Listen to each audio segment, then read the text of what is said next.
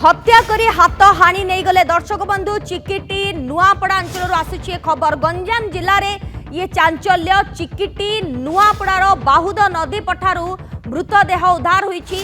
मृत शरीर विभिन्न स्थान में रही गभीर क्षत रक्त जुड़ुबुड़ु अवस्था शव को जबत करिला के नुआगां थाना पुलिस।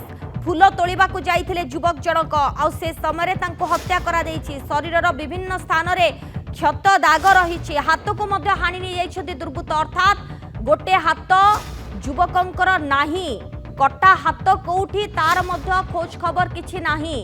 घटनास्थल रे के नुआगां पुलिस चिकिटी फांडी पुलिस सहित ब्रह्मपुर पुलिस पहुंची तदंत जारी रखिछि। संधानी कुकुर साइंटिफिक टीम घटनास्थल रे पहुंची तदंत जारी रखिछन्ति। बहु खोजाखोजी परे भी कटा हाथ किंतु मिली नाही। हाथ खोजिबा पई तदंत रे शामिल होईछि पूरा विभाग अग्निशम विभाग मध्य शामिल अछि। अग्निशम बाहिनी नदी रे करूछन्ति खोजाखोजी। अधिक आलोचना करिबा कालूचरण नाहक दिगपहंडी रिपोर्टर आम सहित लाइव रे जोड़ीछन्ति। कालूचरण दिन तमाम आम ए खबर को देखौछु केउभଳି भाबरे गोटे चांचल्यकर घटना घटिछि। युवक जनक फूल तोलिबा को जाइथिले तार सुजोग नहीं हत्याकारी माने तांको हत्या करिसंती किंतु काहे की हत्या करिले कारण किछि जणा पड़िलानी कि पारिपार्श्विक स्थिति कोन कहूछि। कुहा जाउछि गोटे हाथ मध्य तांकर नाही कटा हाथ को मध्य नै जाइछन्ती दुर्बृत्त।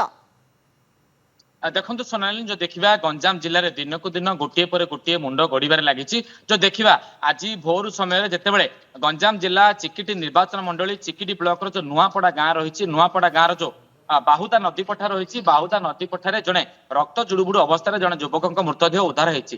जितेबाला जो युवक जनक रही नारायण प्रधान से घर उठी भोर समय जितेबाला नदी पठा को जाइए जो निजर जमी को जाइए से फूल तोली निज जो नदी की जाइए गाधोवा फूल रखिकी से गोड़े गोड़े की हणा जाइए। प्राथमिक तदंतर जना पड़ी जे यह संपूर्ण भाव हत्या करा जाइछि बोली देखिबा जो नारायण प्रधान विभिन्न स्थान शरीर क्षत देखा मिली बाँ पट हाथटी दुर्बृत्त मान हाथटी केउ आड़े लुचाई देते। परवर्ती मुहूर्त चिकिटी फांडी पुलिस गंजाम जिला के नुआगां थाना अधिकारी Brahmapur police Brahmapur scientific team सहित संधानी कुकुर पहुंची अनुसंधान करते जो तदंत आरंभ करते। परवर्ती मुहूर्त जो गोटे खंडिया हाथ रही हाथटी को हणा जाइए से हाथटी को खोजापी दिगपहंडर अग्निशम विभाग अनुसंधान एवं यही तदंतर सामिल होते। परवर्ती मुहूर्त अल्प समय मध्य हाथटी जो संधानी कुकुर रही संधानी कुकुर हाथटी को नदी मझर